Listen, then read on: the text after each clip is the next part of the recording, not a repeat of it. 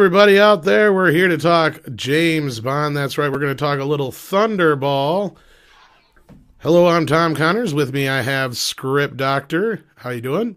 I'm doing well. Good afternoon, everyone. Good afternoon and happy holidays to yourself, sir. And also with us is Robert Meyer Burnett. How you doing? It's Christmas time. You don't have to be afraid. I'm good. Good. I'm good. Sorry, I just had to give you a little vocal stylings from 35 years ago.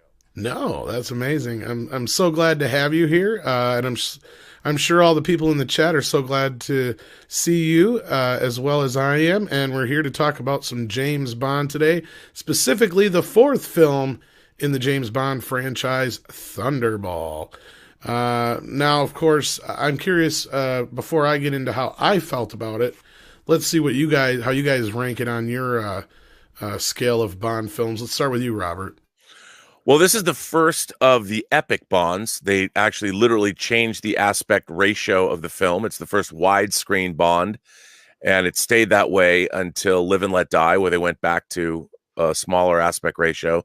Live and Let Die and Man with the Golden Gun. Then they went back to widescreen for Spy Who Loved Me. So one of the first things that you notice about this movie, especially if you're watching it letterboxed, is just it feels big. And it opens with a jetpack, and the DB5 again, and a cool fight scene, and it just I really like this film a lot. I think it does have a problem in that I believe in my mind it's a little slower paced than it needs to be, and the big epic battle, because it's underwater, it's a little lethargic. But other than that, I mean, it's got a crazy Spectre plot. We're going to steal nuclear weapons. We're going to blackmail the West. You've got Emilio Largo. You've got a great sort of secondary villain. There's beautiful women in this movie. I think, to me, while it's not the perfection of the adaptation of From Russia with Love, there's a lot to like about this movie. And it should be pointed out that this movie is also the origin of a dispute that plagued the James Bond franchise for decades. This movie was originally conceived as a film before it was written as a novel. And it was being developed by Jack Whittingham and Kevin McClory along with Ian Fleming.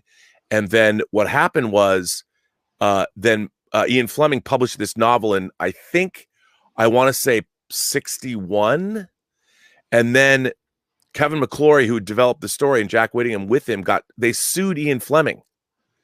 And then Harry Saltzman and Albert Broccoli, who had got the rights and they had made Dr. No, they all got involved in all of this, and they made Thunderball together, and it came out in 65. And but then McClory had a claim to this story, and he was able to remake this movie as Never Say Never Again in 1983, and he prevented the Broccoli's from ever using Spectre or Blofeld after 1971's Diamonds Are Forever. You kind of got a taste of him in For Your Eyes Only. So as far as this movie goes, it was an epic Bond film, but then it also was the origin of a legal battle between Broccoli and Kevin McClory. I mean, it drove Kevin McClory to his grave, and it should have, because he was a dick. And there's a really interesting book, it's hard to find, called The Battle for Bond, which goes into all of this. Well, that's really amazing. I didn't know all of that, but some of the earlier stuff that you mentioned, like obviously the first widescreen and some of the other stuff. Yeah, I noticed that part of it. Script, where do you rank this on your list? This was always a favorite of mine as a kid, because I love the underwater stuff, because that was really cool. Yeah. And I also liked the underwater kind of like Speedo thing that they had going on there, that they put the nukes on. Yeah. I was like, oh, that stuff is really cool, because I also liked 20,000 Leagues Under the Sea and a whole bunch of other stuff as well. The Fantastic Voyage. And it's all had that type of cool aesthetic to it as well. But as I got older, I liked it a lot because I was a big fan of Fiona. Like, you just can't and this young man just looks at a woman like that with knows how to drive, knows how to scheme, knows how to sort of put Bond in his place when she asks him, "Can you hand me something to wear?" And he hands her a pair of shoes, and she just gives him that look that's like, I am way above you. So I dug that, but I have to agree. Like, there's some weird pacing issues. It feels like some of the towards the third act, there were some weird reshoots and things to sort of jump over some obstacles. Like, for instance, when Domino and Bond first hook up, like we get the smash cut to them underwater, and then they meet, and then we get those giant bubbles floating up, and it's like, wait a minute, how did she recognize him? It must have been the chest hair, I guess. I just wanted to comment in, Luciana Paluzzi I love redheads, and I definitely, even as a little kid, I'm like, oh yeah, Fiona Volpe. And not to take anything from Domino, who is also, I mean, Claudine Auger is just oozes innocence and sexuality at the same time. I mean, and that first swimsuit we see her in, oh boy. Yeah, no, it's there's something distinctly one of the things I love about European movies of the 60s is the women in these films always feel very European. And growing up as a kid, I knew that I liked that. I liked whatever thing they had going on in European films, Italian movies, French movies, Bond movies. I'm like, I like that. That's good.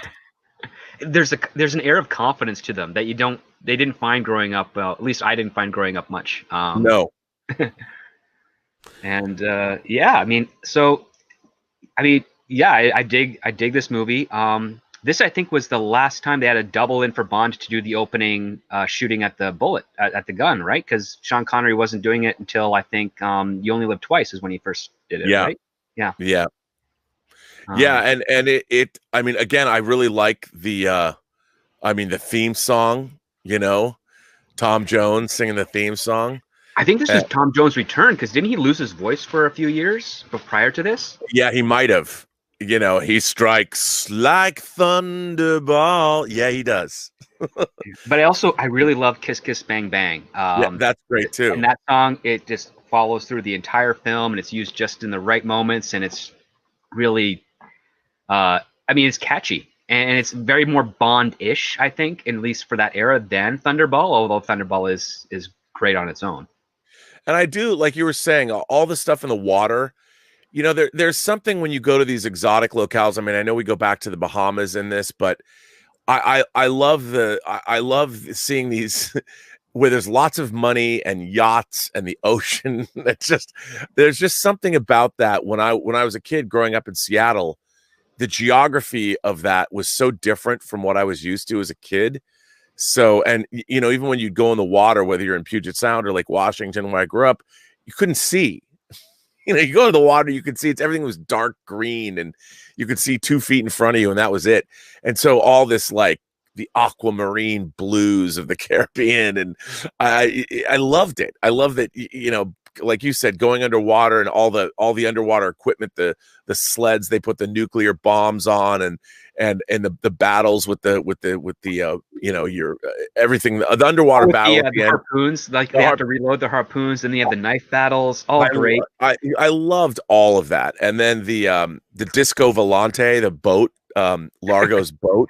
It's just everything about it was, and despite like now when you watch it, you're aware more of pacing issues, but like you said, when you're a kid, this kind of thing, to me, it felt like I want to go live in this movie, if that makes any sense. Well, I mean, to get back to that location, to Nassau, I mean, I thought it was absolutely brilliant the way that they had MI6 organize all their agents and give them each their jobs, and then Bond just recognizes the one guy that happens to be at the very health club he was staying at to recover from such a great opening, and a very, very clever way of how he identified. Now, was that the guy that tried killing him?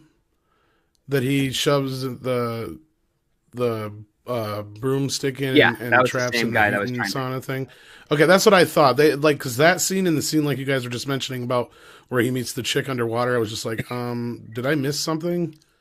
Like, yeah, because I had to back it up a couple times. I'm like, no, I didn't miss nothing. It's just here's kind of like, one of the issues with this Bond film is that they introduce a lot of characters really close together to the point where you kind of get them blurred across their lines, and you kind of forget like how the relationships work.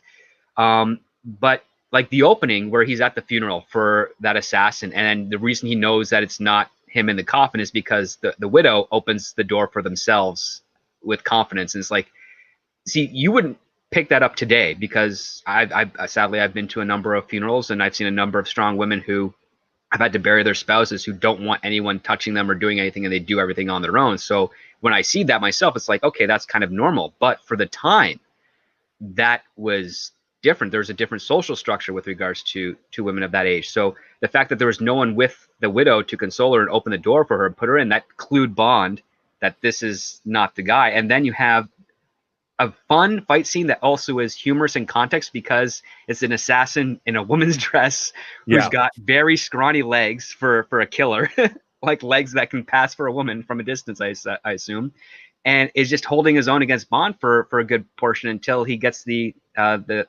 fireplace poker and then breaks his neck. And then all the set pieces after that were great, and that's like, this is really fun, but it's a great setup because because of that fight, he's at the health club that puts him in the coincidence to start the rest of the story. Right. And I think it's Shrubland's Health Club. Shrubland's Health Club. And the way he blackmails that one doctor into Oh, no. that apparatus is ridiculous. The rack that he's on is like, what is that? That's the 60s ingenuity where they're not actually thinking. I was kind of questioning what is this thing, but yeah. And I also love the fact that you do get, you get to see a little bit more of Spectre, the inner workings of Spectre, and you get to meet more of their operatives. And their whole plan I love the plan of stealing nuclear bombs, and their whole elaborate plan to get for blackmail and to get this pilot to do their bidding, and the Vulcan planes. I remember as a kid, I'm like, ooh. And I said to my dad, I'm like, because I built a lot of model planes when I was a kid. I'm like, I need to get a Vulcan bomber, model kit, because it was not an American plane. And I'm like, how do I? And it took a while. It took a while because there was no internet back when I was a kid. So it was like, how do you had to look through hobby shops, and I actually ordered one from a place called World of Toys. This is long gone, and see, I missed that adventure. I missed the adventure of seeing something on television and then having to go out to a store and try and find it down and talk to the sales staff. Be like, hey, do you know where I might find this? If you don't have it, it's like, oh, well, we could order it in, or you can go to this store or something. And you're on this like scavenger hunt. Yeah, it's so funny. I used to call World of Toys as a kid, like every week. And for instance, when Star Wars originally came out, MPC, the model company, announced that they were going to make they did an X-wing, and they did Darth Vader's TIE fighter first, but then they were going to do a Millennium Falcon. And they would announce these things, they'd put out their catalogs, and that's the only way you'd know if something's coming out. And they're like, in 1978, a Millennium Falcon model will be released. And I would call like every week, do you have the Millennium Falcon model yet? And they knew, the sales staff thought it was hilarious. And when I would go into the store, they would have these binders from all the different model companies that would have their catalog of what they're releasing that year. And I would flip through all of them every time I went. So like once a month or something, my dad had to sit there for like a half an hour while I paged through the exact same catalogs I looked at 2 weeks or a month before. And my dad was cool about it, but he was just, you could tell he was exasperated, because I know I would have to have a conversation with the sales staff about each kit, about the scale that it was in, and how much do you think it was going to cost. And my dad's like, do you have to do this every time? And I'm like, but it could be different, Dad. I need to know. It's just, I was a weird kid. No, I did the same kind of stuff. And before I get into how I feel about the film, I'm going to go through a couple super chats real quick. Willie Woodward sent us one right off the bat, says, James Bond Thunderballs, they're explosive. Phantom of the Night sends in $4.99. What perfect timing. I just finished watching Goldfinger yesterday. Well, awesome. Action Com sends in a few. First one is, what did you think of Spectre agent Fiona Volpe? Is that how you say that? Yeah. especially through the modern lens. Femme fatale, assassin, leader of her own crew. Yeah, I'll get into a little bit more of that in my review, but yeah, I did notice that she was a pretty strong character, a strong female character, and we've actually gotten a few of those already in these early Bond films, and I think I brought that up last week, how kind of surprising it is considering the reputation and how problematic Bond is. But Mrs. Martin Muses sends in $4.99 and says Merry Christmas. Thank you so much, Teresa. Appreciate that. Hope you're doing well. Merry Christmas to you as well. Mr. Tickle Trunk sends in a Canadian $2 with or super sticker, I should say, with a dog shaking its booty from left to right. Surround it's farting hearts. I'll tell you right now. That's what's doing.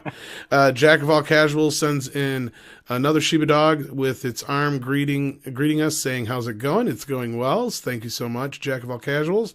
And Action Com sends in another one, says, "Some do not like the structure of this story. They revealed Spectre's plans way too early, and Bond spends most of the film rediscovering. Was this a mistake?" I think that's probably a good place for us to break and for me to tell my feelings on the film. I enjoyed it. I didn't think it was nearly as good as the last two. Probably on par with Dr. No, maybe a little bit better. I did like the more cinematic feel and scope of the film. I did have some of the problems with the pacing.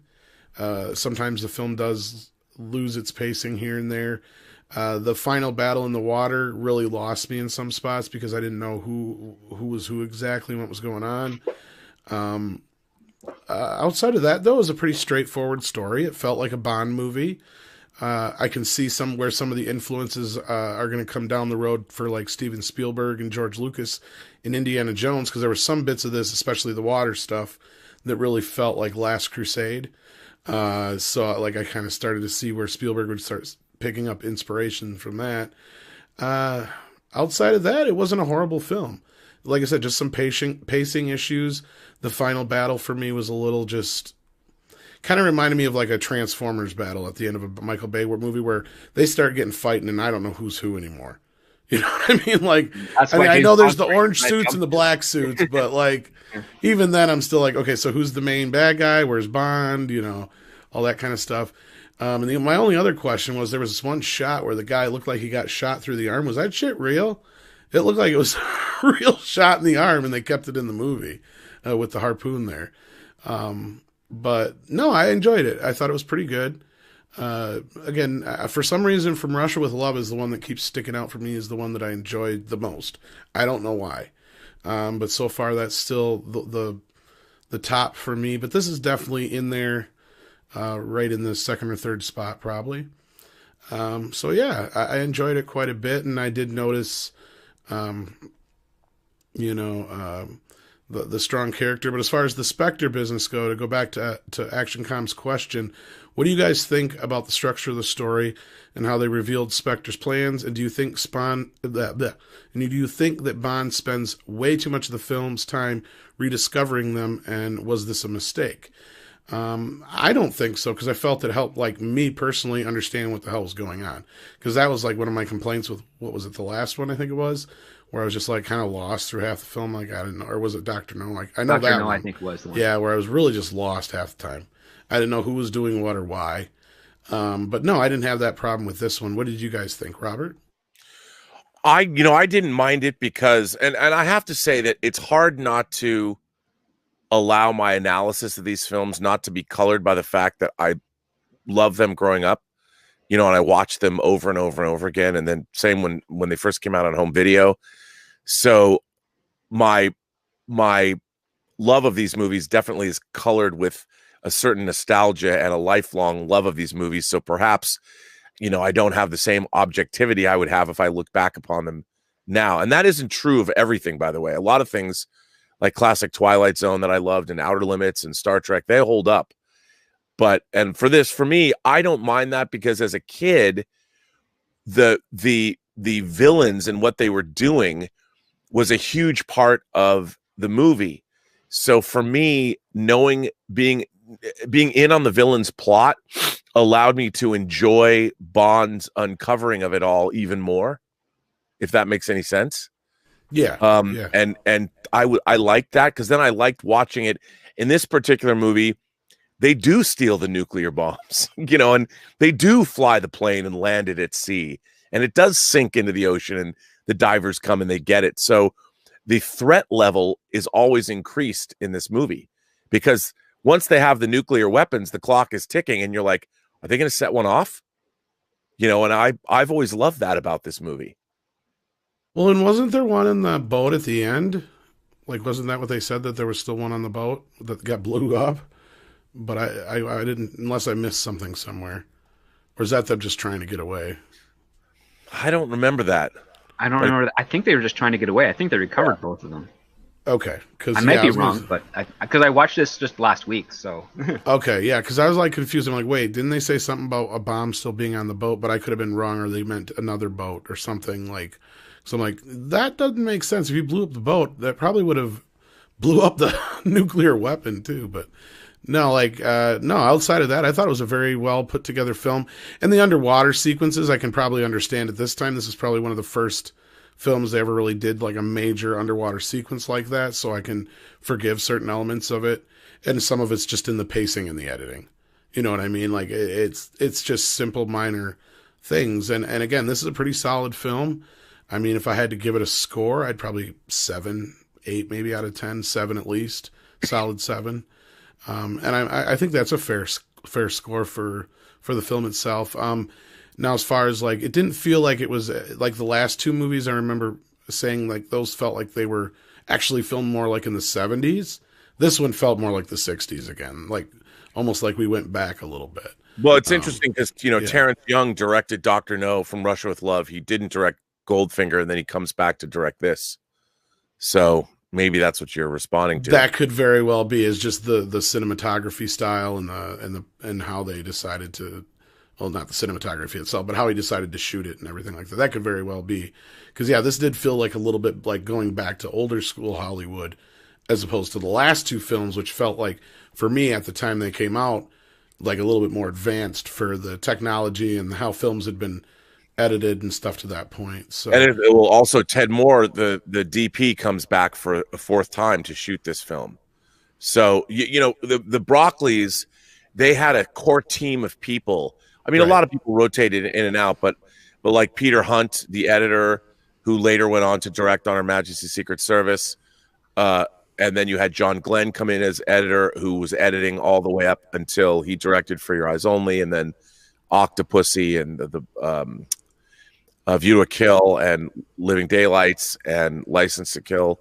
So there's definitely a core team of people that are making these movies, and it's sort of very insular. They never really went outside. They did for the latter movies, like some of the Pierce Brosnan and especially Daniel Craig films. They went outside of their family finally to go find other creatives that have worked. Sometimes it works well and sometimes not so well, but this is very much a family affair, these Bond films. So that's probably what you're responding to. Oh, yeah, there's definitely a uniformity throughout so far.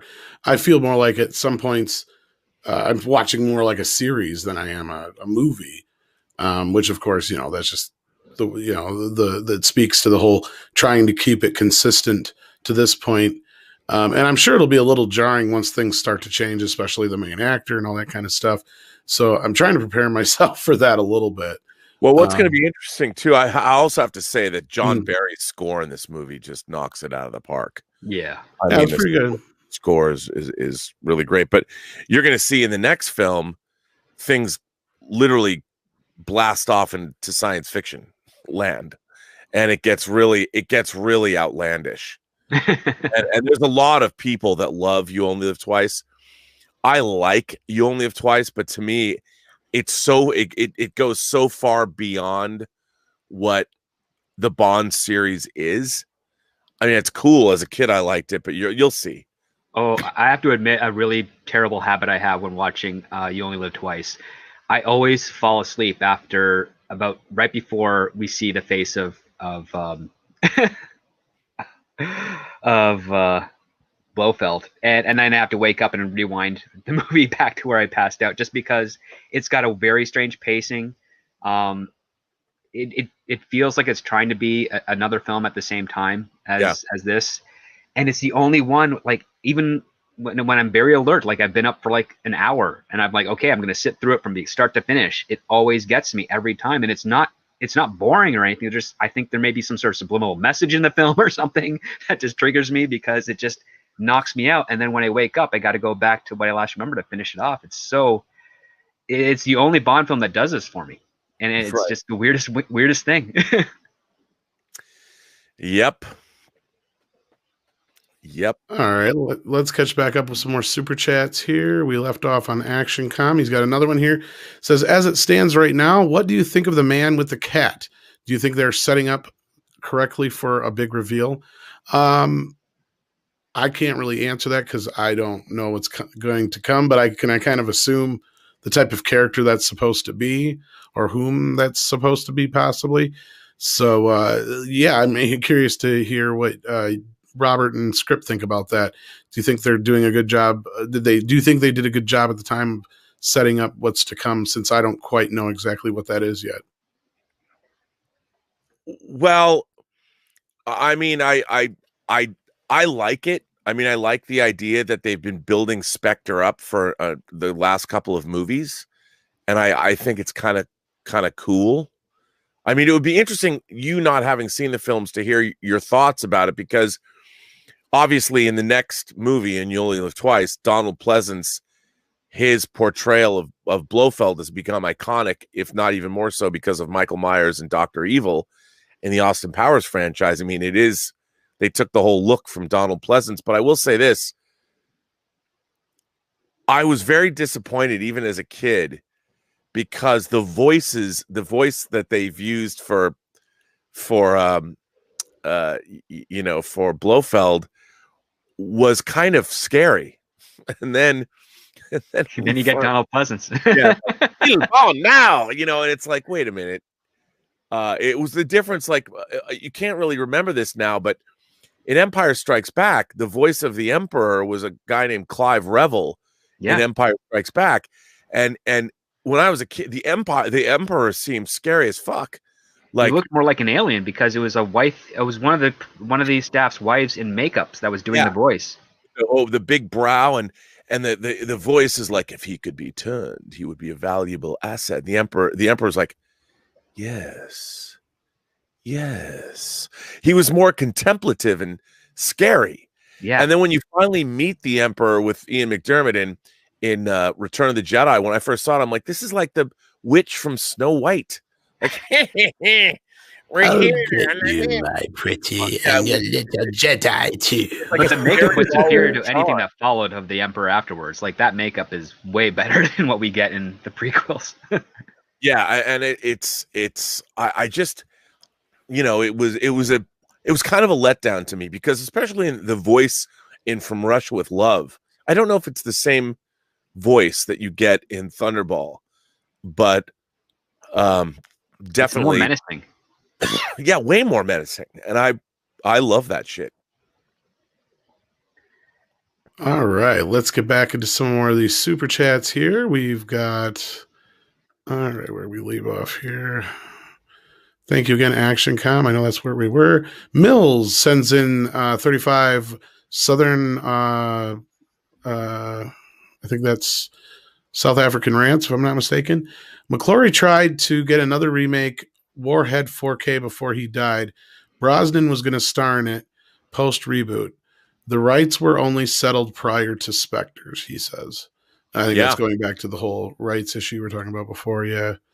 Well, there you go. Sounds like a very interesting history. I'm sure I'll dig into it a little bit when I get through the films, just to kind of get up to speed with everything. Patrick Mulligan sends in a Canadian $5. Enjoy Connery while you can before the dark times, before the Moore era. Moore is the Adam West Batman Bond with half the charm and twice the dumb. What do you guys say? He says that as an insult, but it's kind of a compliment, because Adam West is a very charming Batman. Yeah. Oh, and Adam West almost became Bond at one point. Well, that's true. That's right. I did hear that. That's very true. Mr. Tickle Trunk sends in another Canadian $5. Thank you. 007 gadgets are stable and don't disappoint in Thunderball. Yeah, they're pretty cool. Then now there's a certain charm to all the clunky but really imaginative gear. And yeah, not only that, but just stuff that we have now on just a daily basis. That's even, I've noticed like a few things here and there that are, kind of like just things we normally have. And the whole Geiger counter thing was kind of smart for the time and all that kind of stuff. I thought that was kind of neat. And yeah, so the back and forth between Connery and Llewellyn Davis when they're doing or Desmond Llewellyn, sorry, when they're doing Llewellyn Davis is a movie, when they're doing the briefing, it's just ups what we saw prior to in the experimentation wing, and I just like their banter back and forth, and I like the fact that Q hands him the pill and he's like, you have to swallow it, and Bond's like, now. And that's how the end of the scene is like, that's great. Yeah.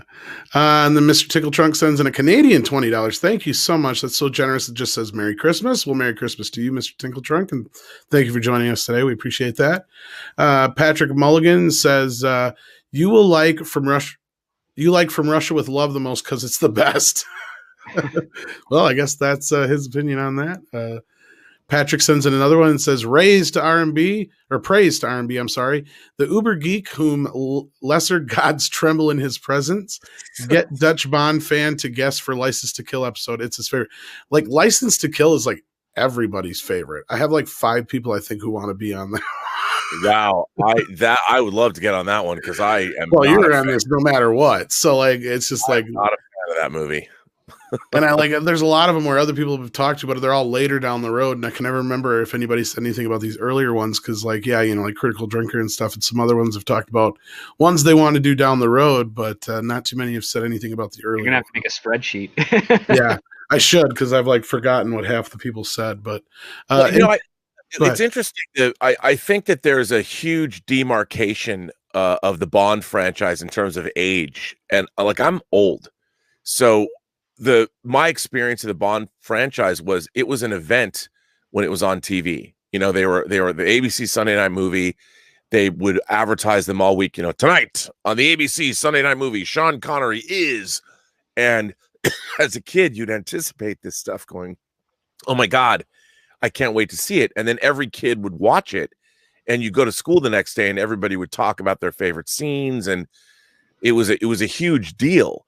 And then as you moved into the 80s, Bond kind of, by the time you got to Octopussy and then A View to a Kill, it's sort of the Bond series had, in a way, sort of, they were still making them, they still were, but there were other action films that came up in their wake, especially in the 80s, that you watch, like even the canon films, like the Chuck Norris stuff, Good Guys Wear Black, and then Delta Force and Invasion USA, and it was Bond films were just part of a bunch of other action franchises, and the Bond films were like old because they'd been around for 20 years already. And so a lot of people didn't, and especially if you're younger, if you missed out because cable TV became dominant in the 80s, and if you didn't grow up with that 3 network Bond movies being the special thing, I don't think you had a love instilled in you for the franchise that we growing up in the 70s did. And that, I think that's a huge thing. And I noticed that when I was part of the Movie Trivia Schmodown, I would say that we've got to have an inner geek category about the Bond franchise. And nobody wanted it because they weren't something that, that people lived for. Whereas for me, a Bond movie was, even now, a Bond movie is an event I can't miss. Like, I get as excited for a Bond movie as I get for a Star Wars movie or a Marvel movie, and people don't understand that anymore. And I'm like, yeah, I know, because I'm old. You'd have to have that. I think you have to have that touchstone. And also because the Bond movies just, I mean, maybe they were never that good. If you look back on them, I like the Bond franchise, but to be honest, as a somebody who's now, I think, more astute about my tastes, and I can analyze movies sort of and move away. I have this nostalgia for them, but now I can look at them a lot more objectively than I used to be able to. And yeah, some of the movies are rough going. Well, and that was kind of part of the experiment here, besides to just, get myself up to speed with these films, because I should be, just as a film, fan and aficionado, whatnot. But yeah, so like, and I'm trying to look through two different spectrums when I watch these films. A, from the spectrum of somebody from that time period, and then B, from somebody from this time period, which has kind of been the unique fun of this whole experiment. And so far, it's been a lot of fun. All right, let's see here. Where did we leave off? Inframagine. I think if I'm saying that right, I apologize if I'm not. Thunderball has to be the absolute best 007 one-liner in the entire series. Just after Bond spears Vargas to death on the beach, I think he got the point. Yeah, there's a lot of one-liners in this. Yeah. Oh, yes, definitely. And like I was saying, not just Indiana Jones, but I can definitely see some of the influence on modern, well, not modern, but like 80s action and stuff like that for sure. Hui, if I'm saying that right, sends in five pounds, I think that is. Just want to show my support for Midnight's Edge and Robert Meyer Burnett. Midnight's Edge has been killing it lately with the current interviews. Well, thank you so much, Hui, for that. And we appreciate that as well. Eva Unit 4A sends in $5. The song in the underwater fight in Thunderball was homaged in anime Neon Genesis. Oh, we lost Robert. Evangelion. Decisive Battle, and Battalion Decisive, and Hail RMB, and he's back. That I hit the wrong. I was like, wait, what did I just do? Yeah, Eva was just talking about how the song in the underwater fight was homaged in the anime Neon Genesis of Evangelion, Decisive Battle, and Battalion Decisive, and also said Hail. A huge Evangelion fan. There you go. I where's that fourth movie? Damn it! See it now. There you go. Eva Unit sends in. That was from Eva. I think I pasted it twice. That was my fault. Okay. Mills sends in 35 more. Says, were you all aware Dalton was offered Bond before Lazenby, Connery again, and more? He kept saying no as he was too young, and he's his favorite Bond. Did you guys know that? I did not. Yeah. There's a great book, if I might recommend a friend of mine and compatriot. We've worked together. Mark Altman and Ed Gross wrote a book called Nobody Does It Better, that is an oral history of the Bond franchise. It's a huge, thick book. I mean, it's gigantic. And I also think it's available as an audiobook. It's a great encapsulation. They interview everybody that's still alive, and they get other archival interviews and put them all together. And it's a great bathroom book. It's very entertaining to read if you're a Bond franchise fan. Well, I might have to get into that after I'm through all the films. There you go. Willie Woodward sends in another one. Thank you so much, Willie. Says, Live and Let Die. Would be happy to come on for that panel or View to a Kill. Well, you never know, Willie. We'll see what we can come up with. Patrick Mulligan, as you can see on the screen here, will catch us up, and he sends in $2 Canadian, says, still love you, RMB, despite your wrong views on License to Kill. It's funny because to me, License to Kill, like I was a huge Miami Vice fan, and the drug war in the 80s permeated so much of whether it was on TV or in the movies, the drug cartels, cocaine in Miami. And basically you're dealing, it seemed to me like an overblown Miami Vice episode. Most of the film was shot on the cheap in Mexico. I don't know if it was shot at Chichen Itza Studios, but it was a cheap film. There wasn't a lot of globe trotting in it, and it felt like an episode of television to me. Now I know a lot, and I like Dalton as Bond. I love Living Daylights. See, I don't even think it's a generational thing, because I was of the same mindset you were for most of that time growing up. And I think that's to do with the way that my parents kind of raised me, because I was exposed to Bond as I think it was like 5 or 6 when I first saw them.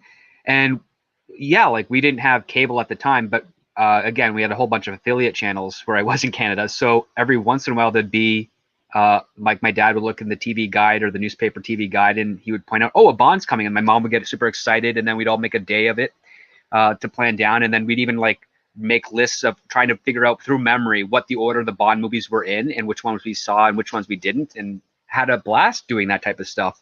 Oh yeah. And it's just really fun. And when you see something like, when you get to the Dalton era, you're like, yeah, the Living Daylights is is like a really cool. It's a great first foray for Timothy Dalton to do this. But then you get to License to Kill, and you're like, this is a vengeance movie or a revenge movie. It's not, doesn't feel like it hits the things of Bond. And as I got older, I'm like, this was. I mean, I can see them trying to make an experiment, sort of here. Like, can we keep the character and then throw him into a bit more of a grittier thing, which they later tried to do again and did, I think, better with Casino Royale. But it's like, yeah, like they just didn't have they had the pieces, but they didn't know how to put them together in the best order to really make it shine as a new venture into Bond coming out of the Cold War, even though this is years before the Cold War ended. Like they kind of knew that Bond would have to change or adapt a little bit more. And they took a swing for it, and it just sadly just did not land in the way that they wanted to, at least from my perspective. I mean, I agree with you. I think the Bond franchise, when it left the 60s, I mean, we now have Bond movies for over 50 years. We're coming up on right. In 2022, it'll be the 60th anniversary of the Bond franchise. I mean, in my mind, Bond is so steeped in the Cold War that once you moved out of the Cold War, and it'll be interesting to see you respond to these films, Tom, because when you get to the 70s Bond movies, they're reacting to trends in movies.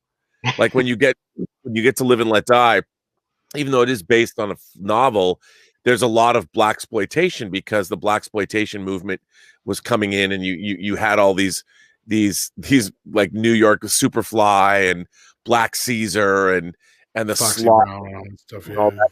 And then Mount the Golden Gun is kind of a response to Bruce Lee films, and it was interesting to watch. And then by the time you get to Spy Who Loved Me, which is I love Spy Who Loved Me. It's this epic Bond movie, but it's so far removed. It's totally fantasy, science fiction, megalomaniac that's literally going to destroy the world and to bring his master race to underwater people.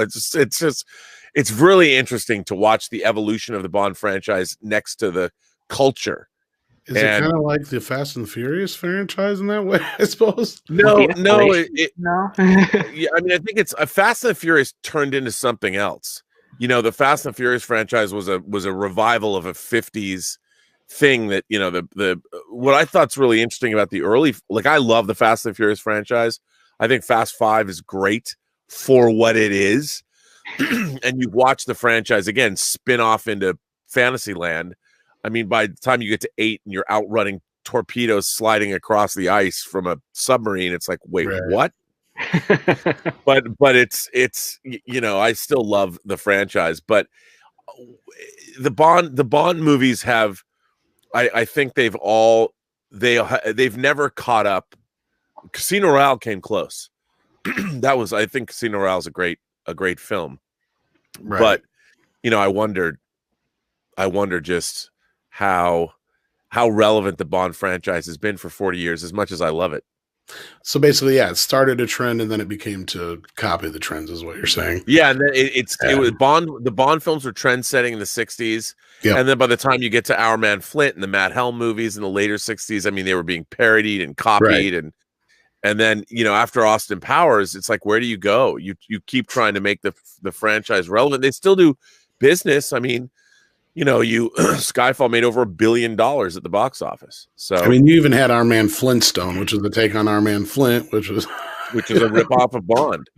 Yeah, so, and on top of that too, what you end up seeing is you see a great example of the people who own the rights to the IP not staying committed to the genre that started the IP. And I think that's kind of I mean, to the point, it does have its successes, but does it really have its lasting? Does it really have the longevity of the viability of the franchise for its future? Because they're trying to say, oh, we're going to make sure we match up with the contemporary times because it's of the now that really sells. When the entire novel series, the entire series from the 60s into the early 70s was really a celebration of that period and the adventure and the mystery of the anxiety of living in the Cold War, not knowing what could happen next, that there could be other parties playing the two superpowers against each other. That's a kind of a thrilling thing. There's a lot of stakes to that. And as soon as they had to distance themselves from that, you kind of lost some of the magic that Bond had. Right. Yeah, no, totally. Well, ActionCom's got a great question here. What age is too young and too old for Bond? I doubt there's too old, but that's a good question for Robert and Script. What age do you think is about proper to start introducing a kid to this franchise if you think they might be into it? I mean, that's a good question. You know, when I think when I was a kid growing up, children's programming was very different than it is now. And the stuff that I watched as a kid, you had Saturday morning cartoons, but you also, like, during the week, you watched Sesame Street and like the Electric Company. And these were educational programs. So, you know, even though they were kids shows, you were still learning something. And I think that led to, when I was watching the Bond franchise as a kid, I felt like this was the adult world that in a way, they were kind of like forbidden fruit. And that's part of the appeal was that, wow, you know, you're seeing something way adult. And I don't know if kids today would find that still attractive. Like, when you go back and you watch an early Bond film, I guess if kids aren't yet indoctrinated, maybe start them young. I only think that because a friend of mine brought his kids up that way, was showing them Bond films at like 5 and 6 years old from the 60s, not the modern Bond films, but the 60s Bond films, and getting them acclimated to that kind of storytelling, the less frantic and frenetic pacing and all of that. And they love that stuff because when you're a kid, but nowadays, if you're a kid that's already watched the MCU and you've already seen Star Wars, I think it's going to be really hard to try and go back and get somebody into the Bond franchise. Yeah, that's a good point. You know, it's just, if you watch Winter Soldier and you're 6 or 7 or 8 years old and you've got Disney Plus and you're watching the MCU movies, you'll never go back to Bond and think they're anything special. Yeah, I would actually have to agree with that. I'd say around 5 or 6, if the kid can hold a good conversation and also tell a convincing lie, they're ready for Bond. That's a really good point. That's a really good point. Yeah, I was going to say, of the 4 I've seen so far, just of those 4, you could start easily 6, 7, 8. More so, my question is whether or not you're going to keep their attention span, and probably more so with the later films with, you know, the more stuff going on with the fun stuff. But yeah, for the violence and the sexuality and whatnot, it's not much worse than what they see in certain other things. Yeah, that is true. But I would say, like, kids are information sponges. They absorb stuff quickly. So if you oversaturate them with, say, an iPad or any sort of tablet or something when they're really young as kids, they're never going to be able to maintain a level of attention needed for some of the classic films and whatnot, because they're just being conditioned to a different type of pace, which is why when my some of my best friends, when they started having kids, their doctors are saying, listen, don't overstimulate the kids, because we're seeing a trend that they're just kind of all over the place, hyper energetic, all that other stuff. Keep them away from electronics until they're a little bit older, and then limit time, because otherwise they're never going to be able to focus on anything. And it's really important. It's very, very important to teach your child how to take aim and like throw a ball and hit a target. Like, that's the best lesson you can have, because it's a great allegory for life overall. And they took that to heed and they followed it through. And my godchildren are incredibly competent for their age, and I love them to death. And I'm so happy that they're not some of these, like, their friends who just, every time there's a noise somewhere, their attention goes to that and they can't hold a conversation. Yeah. Well, I think it's an incredibly salient point. And I think another thing is, you know, in this day and age, when you're looking at iPads and things like that, kids are taught to only be interested in the information that they want. So if they look at something and they're bored, they just change it and go to something else. Yeah. Well, one of the things that when we were younger, it's not like, well, when I was younger, there's a fundamental difference in that there was only you couldn't change the channel when James Bond was on if you didn't like it and find something that you liked, because invariably there was only like 3 stations and you would have to watch. So you were locked in. You knew that when you were watching a Bond film, there was going to be something that turned you on, whether it was an explosion, a car chase, pretty girls coming out of the water. Yeah, I mean, something, and you were waiting for that. So it even taught you patience. And nowadays, like, I notice if I'm in the car with like the girls here, Elizabeth and I take her kids somewhere, like her youngest daughter who's 17 years old, if there's not a song or something playing on the radio that she wants to hear, or if we're listening to, and she's 17, or I'm listening to NPR, she's like, can we put something else on? Because she can't deal with something that is not something she's interested in. And, you know, when I was growing up, when I would get into my dad's car, I knew that whatever he was listening to on the radio was something I wouldn't normally get to hear unless I was in my dad's car. So I'm like, if he was listening to the news or something, I would eat it up going, ooh, this is something from the adult world that I don't normally get to see. And it sort of, I think it instilled in me a thirst for knowledge of stuff that I didn't know. And it was things that I didn't necessarily, and I'm still that way. Like, I'm still like, oh, let me go. Like, I watch a lot of YouTube channels of people say, why do you watch that channel? I'm like, well, because I just want to know, you know, the more I can figure out or find, I'm interested in stuff. And I feel that nowadays, you know, the people are not, they like, if you'll notice, if you say that you don't like something online, people will come and criticize you personally. Like, if I say I don't like this thing for these reasons, people will come after me personally. They will not throw back an argument defending, say, the writing in something, whether it's, say, Star Trek Discovery. Mm-hmm. I get a lot of people that come after me personally for my hatred of Star Trek Discovery, but I can tell you why. But I would never attack somebody because they liked it. And I think that it's because now everybody's only getting this input that they like. Like, I love this thing, and it's mine, and they see it as an extension of themselves personally.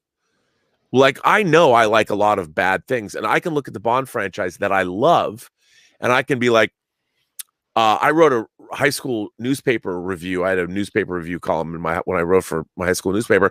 I hated A View to a Kill. I was so excited. It was a Bond movie I freaking hated. I thought it was boring. I thought it was missed opportunity. I thought Roger Moore was too old. And I felt bad writing that review. But I still love the Bond franchise. You know? And I think nowadays the world is just a different place. Well, and what you're describing is the temperament of curiosity, the disdain for it. We've created devices that allow kids to that have the curiosity, then have it shaped to the point where they don't want to see anything else anymore because it might have a different emotional response than what was designed. And I noticed this when I was in high school, right during the dawn of the internet age, so to speak, where you could do something crazy in the cafeteria and no one would ever raise their heads to look up because they're either engaged with the people across from them in their own social circle. They're reading a book, which, I mean, you don't see too often these days, but they just had they created their own bubble within their cliques. And it's like, you have a person who's literally dancing in like a toga, like right in front of you, and you're just not even acknowledging it. Whether you think it's them just seeking attention or not, it should elicit some sort of response. But we saw a change of this, and I identified it like in the late 90s when basically the internet became as commonplace as a telephone for Western society. Yeah. And also the idea that, you know, as a kid, I wanted to grow up and be James Bond or grow up and be Captain Kirk. It was something I was looking at that was outside of myself. You know, that I'm like, wow, I want to go live in that world. Like, I want to know the proper temperature to serve champagne, or I want to know that when a widow opens a door for herself at a funeral, it's not really a woman. Right. Well, you know, where I was like, where's the Caspian Sea and what is beluga caviar? You know, and how is it so good? And it I think nowadays it's so strange because, you know, I talk to a lot of people and they don't, like you said, Script, the curiosity about the outside world. That was something that both, well, Star Trek, The Twilight Zone, James Bond movies, these were all entertainments that presupposed on the audience's part that they wanted to go to these places. You know, the Rod Serling would show you all these different stories, and Rod Serling wouldn't tell you what to think, but again, he would tell you, well, here's something you should think about. You know, I'm not going to tell you how you should think about it. I'm presenting you these stories, and the whole point is, what do you think when you get to the end of a Twilight Zone story? Or same with Star Trek, and these entertainments wouldn't tell you what you were supposed to think about them. And James Bond movies just presented these things there were no lessons to be learned in James Bond movies. It was just action adventure, and you had to glean from them whatever it was you wanted. And I think that was something that was pretty interesting, you know, and the idea that nowadays I talk about how, well, Bond's this sexist, misogynist dinosaur, a relic from the Cold War, as M says in GoldenEye, but that's kind of why you like him. I mean, he's a character that death can visit him at any moment. And he's we've talked about this before, he's a total sensualist. You know, at any moment, he might die. So listen, he wants to sleep with the best looking girls. He wants to eat the best food. He wants to drink the best booze and smoke the best cigarettes and cigars. I mean, he's a total sensualist and enjoying what life has to offer because he knows at any minute life could end. So why not get the most of it while you can? And he's unrepentant about it. And nowadays in our culture, people are like, well, you know, he's really he's a problematic character. He's a misogynist. And I had a screenwriter teacher tell me that, and I was like, what? But his argument wasn't of those things. It was the fact that when he does get into a fight, he rarely suffers the injuries. Like, only in this movie do we see him get shot, and he gets a bruise on his back. And I mean, there's some other points. I mean, mostly during the Moore era, he's kind of invulnerable. Right. But like, that was his contention for it. But I totally see how a lesson like that would influence future writers into not understanding the overall aspect of Bond. They just take it on the superficial level and only look at him as such, when he's actually he's a character that knows he's, like you said, he's going to die at any moment, and he's going, and it might not even be in a mission that's for king and country. It might just be someone on revenge who survives his one encounter and gets lucky. Yeah, no, absolutely. I mean, you never know. And recently there's been stuff like when Russia's exposed as poisoning. There's a guy who was poisoned. It was in the news the other day that the way they poisoned him is they put the poison in his underpants. This really just happened. Wow. Well, remember the Ukraine leader that was poisoned like 10 or 11 years ago, and his face kind of went all weird? Yep. Yeah, I mean, there's still the FSB or whatever, the Russian Secret Service now, the former KGB. It's still happening. You know, it's still going on. There's still spies are out there. And I do think it's interesting, though, that the way the franchise, the problem is the Bond movies in the 60s offered the middle class that had arisen at the end of World War II. You know, the greatest generation came home to roost, and they built their families and they built the middle class, and kids were going to school and all of that. And that's what the Bond movies were appealing to, that this audience of people that were not traveling internationally on jets and were not visiting Monaco and going to the Caribbean and all of that, because they were building, they were nesting at home. The James Bond films offered the world a look at this exotic world beyond where they were. So the globe trotting and the exotic locales and the beautiful women and all that was very outside of the experience of normal audience members in the early to mid 60s.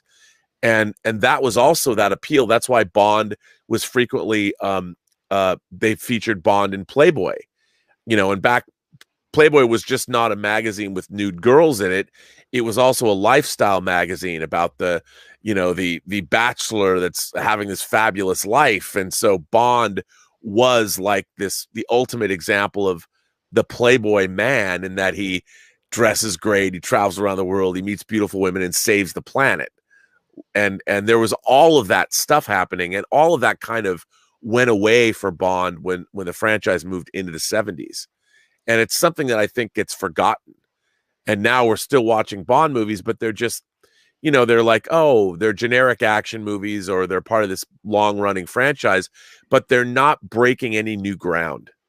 Yeah. You know, there's nothing beyond what you're watching.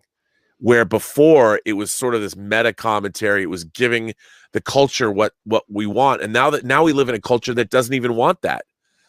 Like, we live in a culture where people in their 20s, I mean, when you go on to Grindr or you go on to that's a dating app. That's the gay app, but I don't go on Grindr, but I would but what Tinder, you know, there's Grindr and Tinder, and people are going on and hooking up. They don't even you can't even go to parties anymore and like chat up girls, because everyone's on their phones.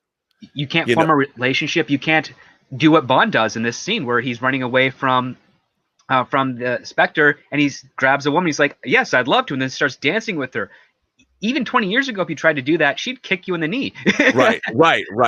I mean, and that's the thing. And the women are as fast with pithy comebacks in these movies as Bond is. Bond's trying to throw down, and the girls will come back and like, what sharp little eyes you have, Mr. Bond, or something like that. Yeah. And the women they understand the game as much as Bond does, and they give it as good as they receive. And it's like you saw that with Pussy Galore and Goldfinger. And that is something I think that there was an adult way of life. I mean, our whole culture has been infantilized. When you're in your 20s, you're like in your teens now. Yeah.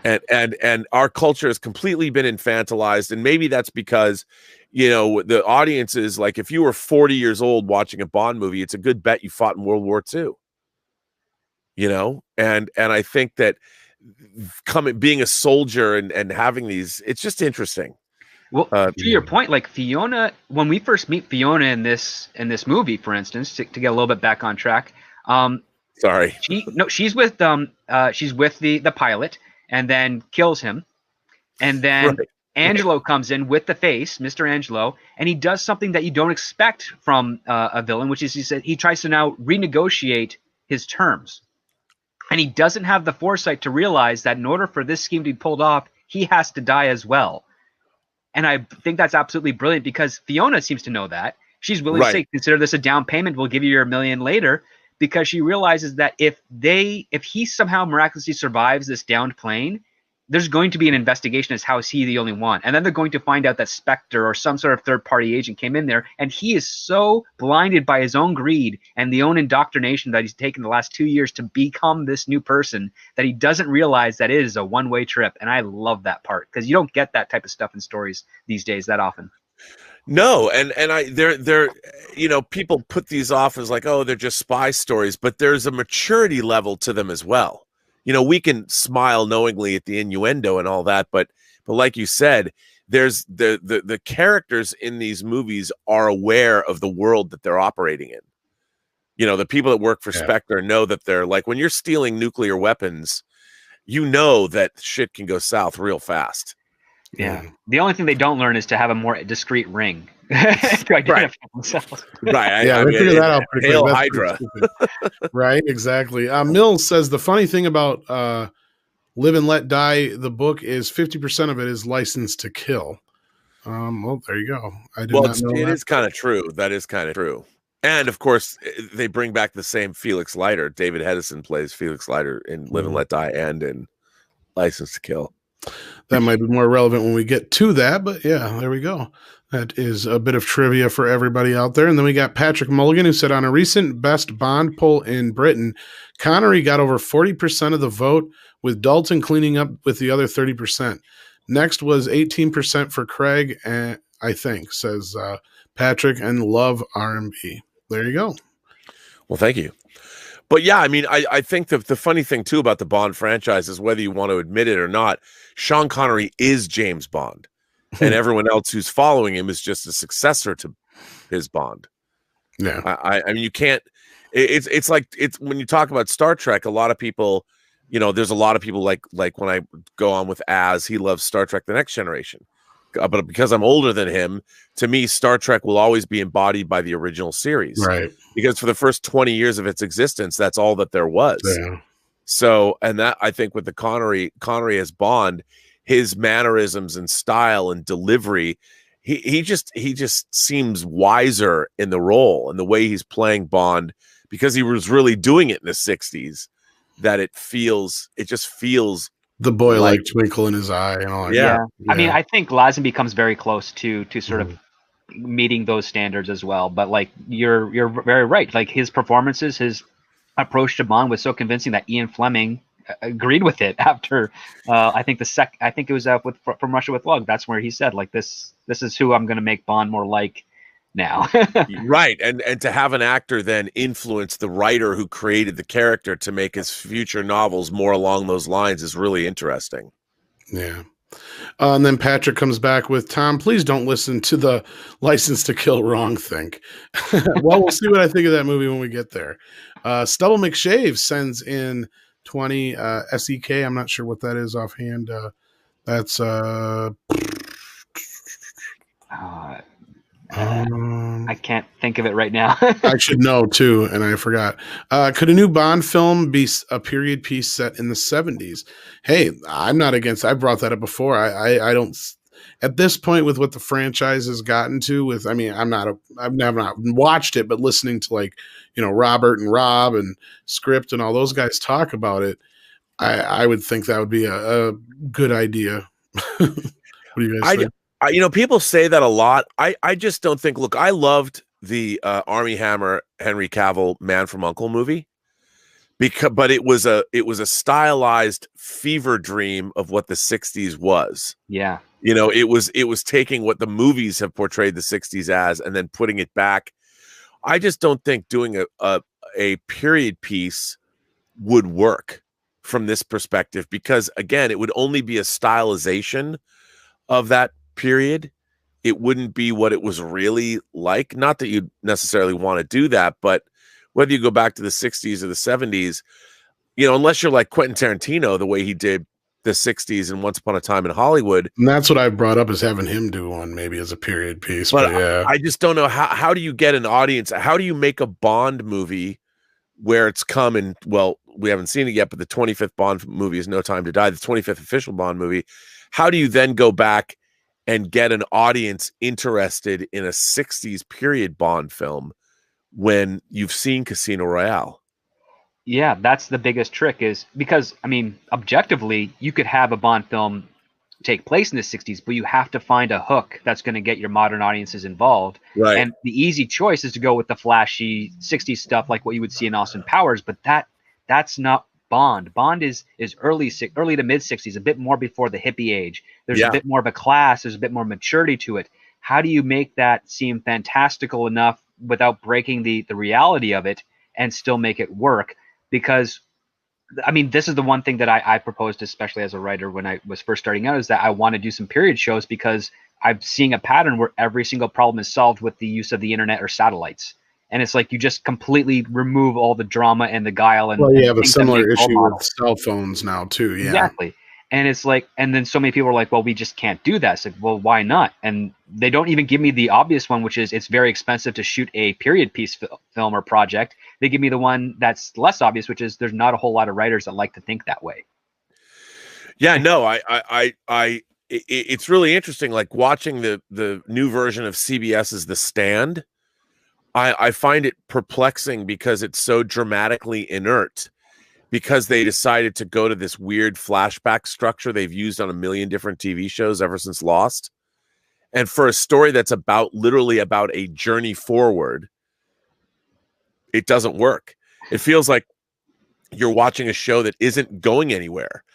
And the place they've taken us to, which is the Colorado Free Zone in the movie, the way they've set up since you're there from the beginning and flashing back and forth, the journey to get there in the first place has been eliminated. Yeah, it'd be like if you started out the Star Wars trilogy with Luke, I am your father, and then did a bunch of flashbacks. Yeah, yes. Or even if you just were in Star Wars, like they were already on the Yavin base or something like that. Destroy the Death Star, and you'd flash back like, how did we get here? And they're being debriefed in an interrogation room. Was like, well, how'd you get to this place? And it's like, well, let me tell you. It takes a sip of water. It was a hot day on Tatooine when I was with my uncle. And that's what this show is almost like, even though they don't flash back. I know I haven't watched the new episode, but that was the thought I got. And I brought up the Empire thing because that's really it. Because like part of the whole journey is, will they get there? Yeah. And then once they get there, what side will certain people take? Now you've already seen okay, we know most of these people already get there. You've ruined that for us. Well, yeah, you haven't even seen. They show you that two people in the cast are together as a couple, and you're like, well, how did they meet? And it's not that from the perspective that interesting necessarily, but I'm watching this and I'm like, how do you read Stephen King's The Stand and then you decide that you don't want to follow the book's structure, which is part of the whole appeal of that story in the first place? Yeah, I mean, as crazy as King's structures can be, this is when you definitely got to stick to the bones. Like, you can't really mess with it too much. Well, yeah, it shows. I have to tell you, I mean, now this is a total aside. I'm going to tell you what I could not believe. So there's a song called Brand New Key by a girl named Melanie. You know, and it's all about, I want a roller skate. I want a pair of roller skates. I got a brand new pair of roller skates. You got a brand new key. Exactly. So that song was really made famous in the movies in Boogie Nights as a theme to the character of Roller Girl, played by Heather Graham. So last night, Heather Graham plays a character named Rita Blakemore. And she helps Larry Underwood get out of New York. So at the end of the episode, over the end credits, they start playing the song Brand New Key. And I'm like, am I supposed to make some link between Boogie Nights and Heather Graham? Are you making some cheeky meta commentary? And I'm like, what is this? Either you don't know what you've done, or now and this is even over the end, it's just over the end credits, but it was so distracting to me. I'm like, this song is so, in my mind, the only time I ever really heard it in my life was because of Boogie Nights and the character of Roller Girl, played by Heather Graham. And when I was watching this last night on the stand, I'm like, I'll bet you they didn't make that connection. That they're just playing this because they play the beginning of the song over Randall Flagg, but I'm watching this over the end credits, and I'm completely confused. And I'm like, this is where we are in our entertainment now, is that the people that are actually making things aren't even aware of the meta commentary that they're making for people that know their pop culture. Like, if you know your pop culture like this, I was asking myself, what the fuck is this? Like, why are you playing this song over your episode that stars Heather Graham in it? Like, it was bizarre to me. And I was literally perplexed as I'm watching this. And I just came to the conclusion that maybe they just don't know. Like the rest of this show, they really don't get why a flashback structure doesn't work in The Stand. I'm sure there are some people that will watch it, but as somebody who has read the book countless times, and the first miniseries is not the most genius thing in the world because it's such a low budget miniseries, but it was written by Stephen King. He wrote the scripts, the 4 scripts for the Stand miniseries, and it's very telling. I looked at Stephen King's social media, and he's a big, he tweets a lot. Yeah, he's made one tweet about the Stand, as far as I can see, and he just tweeted that he said The Stand Thursday, CBS All Access. That's it. And I'm like, was that the barest was that all he was required to do contractually for The Stand? And I'm like, how is it that he must really fucking hate it, even though he wrote the last episode and his son's been working on it? I'm just like, how do you? It's one of it's your magnum opus besides The Dark Tower. Yeah, and this guy, and Stephen King is not a person that likes to hold back on words. So it's he'll wait until he can say anything, and then we'll know for sure. But like to your point, sir, like it's very surprising that they did that, because I would have assumed that if they were really trying to pay attention to something like Heather Graham, they'd probably use Madonna's Beautiful Stranger from The Spy Who Shagged Me. Like... That'll kind of get us back on board to where we are at. Diego Flores sends in a very generous 50 Peruvian souls, I believe that is. Thank you so much.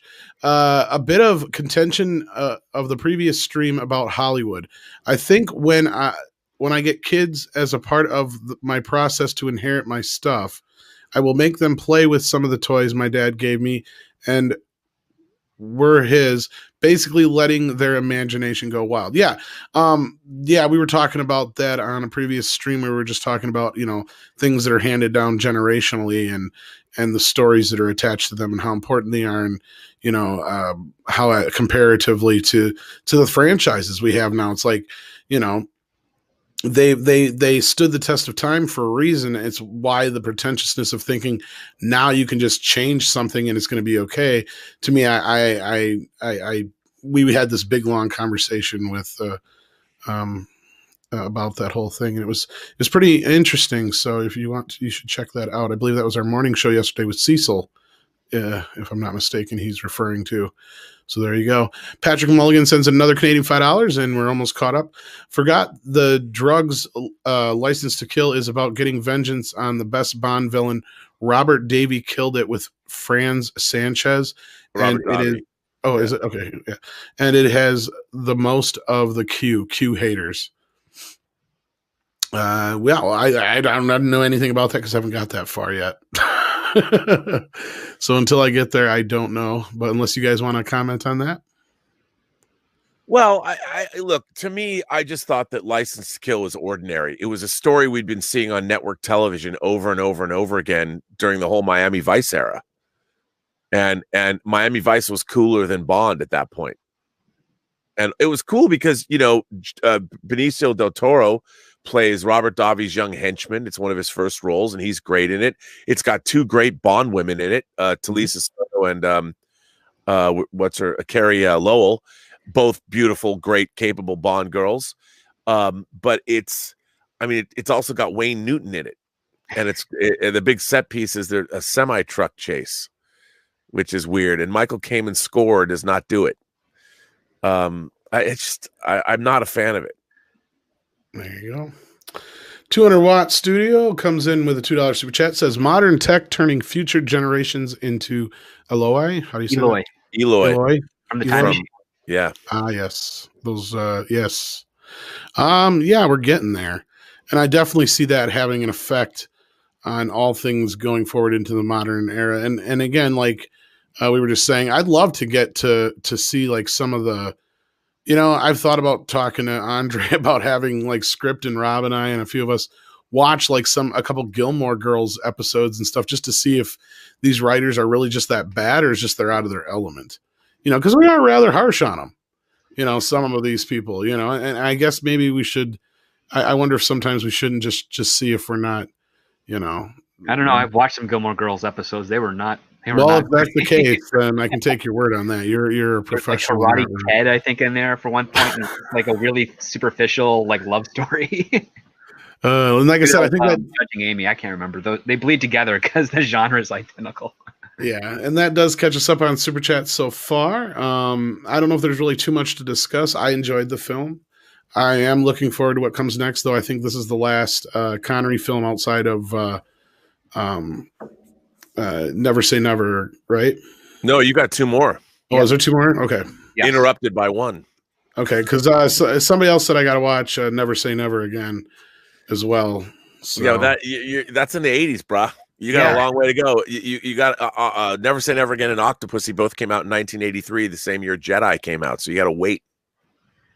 All right. Well, somebody said something about watching it with this one because it's a remake of this one or something like that. Or yeah, but if you're going to watch in order, you got to see from a cultural standpoint what changed, what they went for. Yeah, because I don't think that's in the actual box. You can Never Say Never Again. I don't think that's in my actual set. So yeah, I'm gonna have to get that figured out. But then Mr. Tickle Trunk sent in another super chat real quick. Says, good exercise. Watch Gilmore Girls and see if you're correct or just old men yelling at clouds. Well, I'm almost willing to take Script's word on that. I mean, it might just not be the worst. Heck, if you guys want to do like a live stream or whatever, where we just sit back and do a commentary on a random Gilmore Girls episode, I will participate in that. I just figure watch like like the first episode or two of Gilmore Girls, maybe Gossip Girl, some of the other shows that some of these writers come from for like Star Trek Discovery and stuff, and just kind of get an idea if they're just that bad in general. Yeah, I mean, I it's amazing to me what I watched last night. I don't even know if I'm capable of commenting on it. I know we'll be talking about it soon. I want to wish Andre a Merry Christmas because over here that's why he's not here today. They do all their celebration today. So I'm not sure when we're going to do the Discovery review yet, guys, but we just keep your eyes on Twitter. I'm sure we'll bring it up soon. And if we're lucky enough, we'll get Robert involved with that as well. So that'll be coming up probably sometime within this weekend or next week, I'm sure. before the next episode. Outside of that, was there anything that Script or Robert you had to add to this conversation before we close things down today? Well, yeah, I did want to say that just reading a little bit more about this had worldwide box office receipts in 65 of 141.2 million. Wow, that's a lot of money. That's and not only did it make more money than any of the other films, it made more money than the next 5 Bond films that followed it. And John Steers did win an Academy Award for Best Visual Effects for this movie. Yeah, I would say that's the case, because like some of the visual effects, some of the blocking of how they like hide the Vulcan under sea, and all that stuff is really great. I mean, you also can tell that they're kind of going a little gratuitous with like the helicopter stuff, because some of the information that Bond and Felix exchange on the helicopters, like you could do that in a room where you're just looking at a map. Like, yeah, the boat can only go 90 miles in a 6-hour round trip, so this is our location of where this thing has to be. Yeah.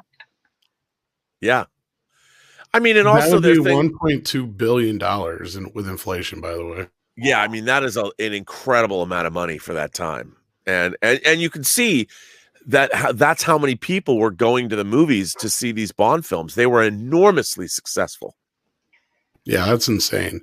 And I got to imagine that was one of the first big $100 million films then in that case, because that wasn't a common thing back then. No.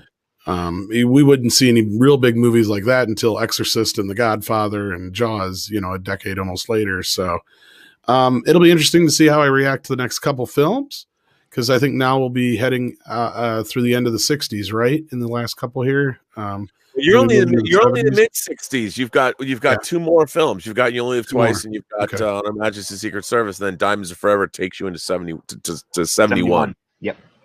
All and right. Then you got 73 and 74, and then 77, and then 79, and then 81. So what's the next 83? one? The next film is You Only Live Twice. You Only Live Twice. Okay. This one has a ridiculous element to it, and it's not just the science fiction aspect either. No. Oh, you'll find out. Yep.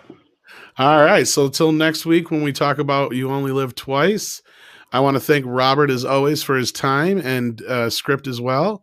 And I want to thank you guys out there for joining us today. It's been great. Thank you for all the super chats and the great questions and comments. We appreciate it.